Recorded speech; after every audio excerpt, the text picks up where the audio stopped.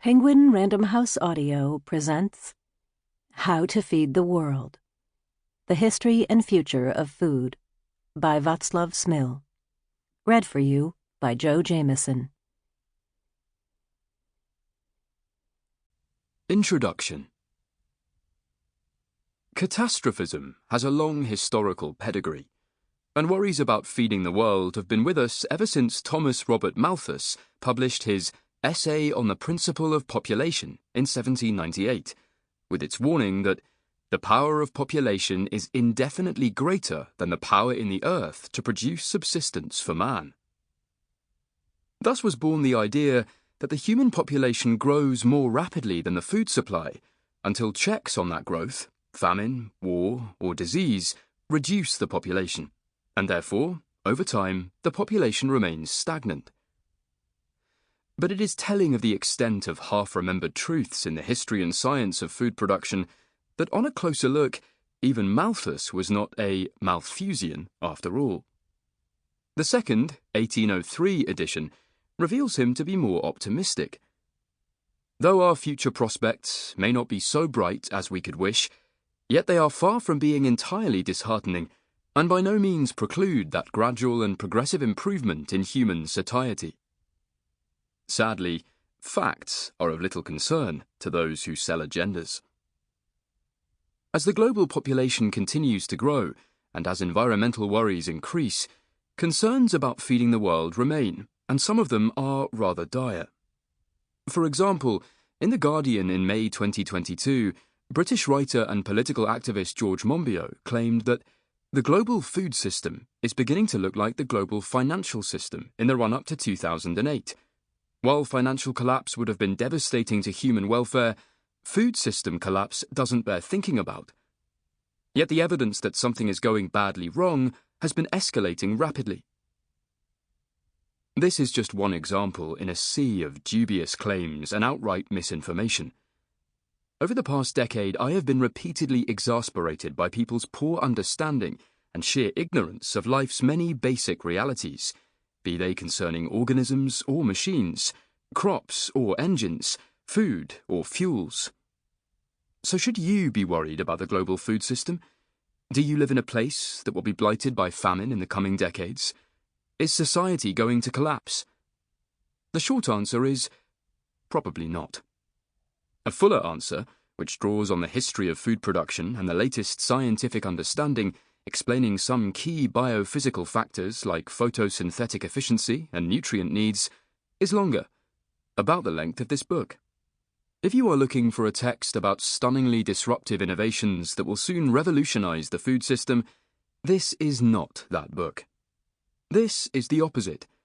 It argues for the power of incremental changes, the sorts of things often ignored by the media and writers of popular non-fiction, who instead focus on the unrealistic.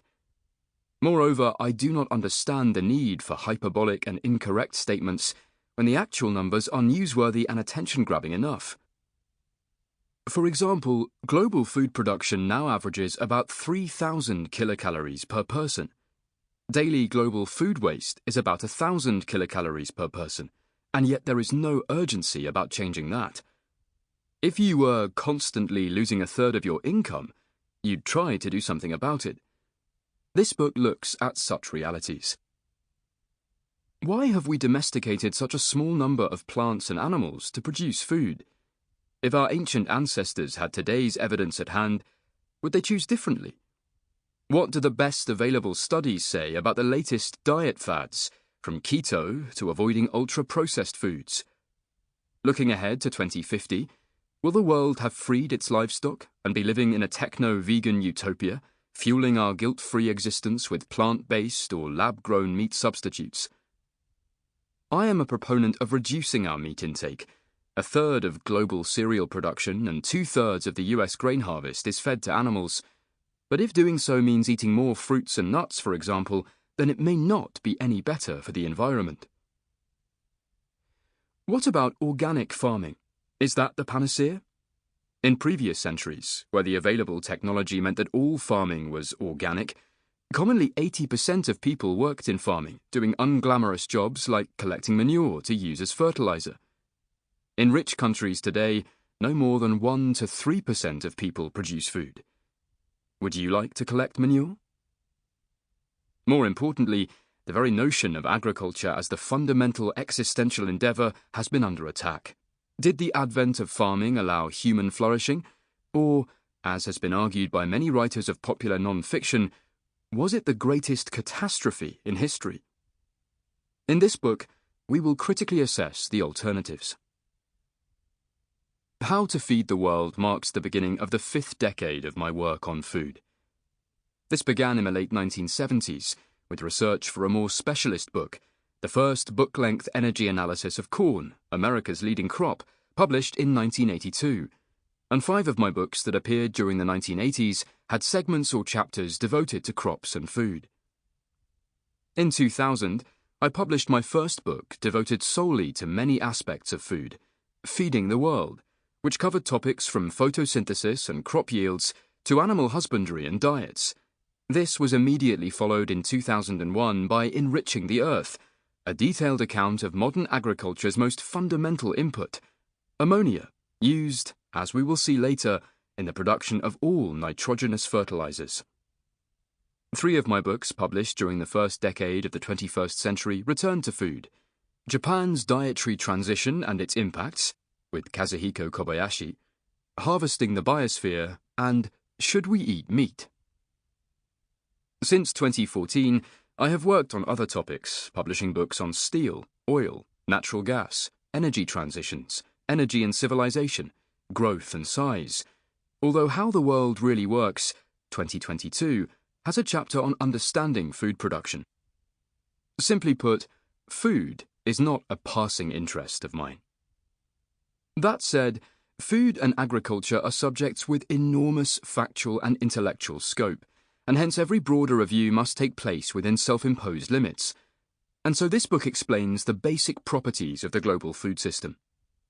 To do that, I take a quantitative approach, because when it comes to food, numbers are much more important than opinions and feelings.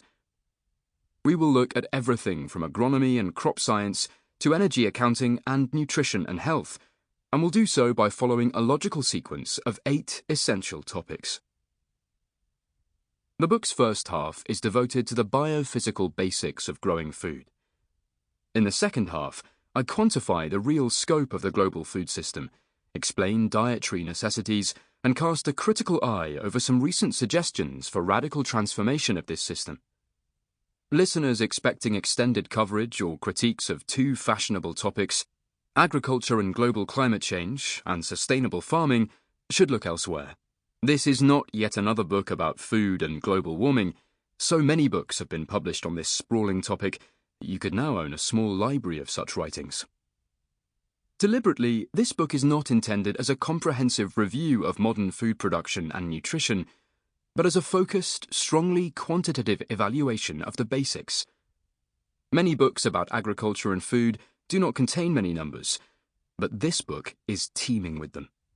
I am unapologetic about this. Numbers are the antidote to wishful thinking and are the only way to get a solid grasp of the modalities and limits of modern crop cultivation, food, and nutrition.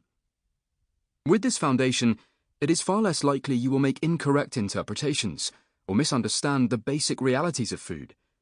Nor will you accept uncritically the many exaggerated claims and unrealistic promises regarding the future of global farming. Chapter 1. What did agriculture ever do for us? Why do we need agriculture? Why do we have to cultivate annual and perennial crops? Why does cropland cover nearly 40% of the planet's ice-free land? Why do we keep billions of domestic animals? The answer to all these questions is because there are so many of us. And as is often the case with increasing quantities, the result is a fundamental change in quality.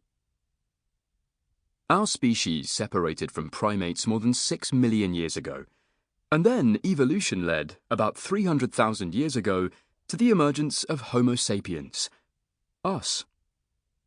As long as our ancestors lived in small and widely dispersed groups, they could survive in the same way their primate predecessors. Sample complete. Ready to continue?